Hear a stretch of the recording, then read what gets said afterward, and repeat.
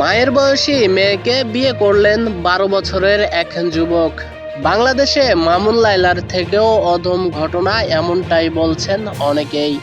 কথায় আছে ভালোবাসা মানে না কোনো বয়স কিংবা ধর্ম, কিন্তু বাস্তবে এমন ঘটনা সামনে এলে তা ঘিরে তৈরি হয় নানা প্রশ্ন ও বিতর্ক। সাম্প্রতিক সময়ে সামাজিক যোগাযোগ মাধ্যমে ছড়িয়ে পড়া একটি ঘটনায় দেখা যায় এক কিশোরের সঙ্গে একজন মধ্যবয়সী নারীর সম্পর্ক ও বিয়ের দাবি নিয়ে সমালোচনা শুরু হয়েছে।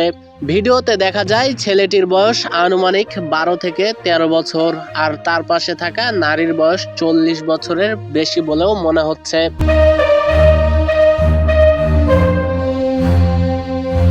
তাদের একসঙ্গে দেখে অনেকেই মন্তব্য করছেন, দেখলে মনে হয় যেন মা ও ছেলে, কিন্তু তারা নিজেদের একে অপরের জীবনসঙ্গী হিসেবে দাবি করছেন।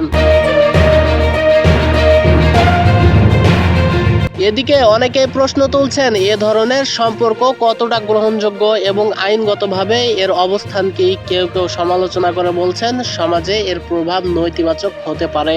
তবে এই ঘটনার সত্যতা ও আইনি বিষয়গুলো এখনো স্পষ্ট নয়। সংশ্লিষ্ট কর্তৃপক্ষের কোনো আনুষ্ঠানিক বক্তব্য পাওয়া যায়নি। এখন প্রশ্ন, এ কি বাস্তব নাকি শুধু ভাইরাল হওয়ার জন্যই তৈরি করা কন্টেন্ট?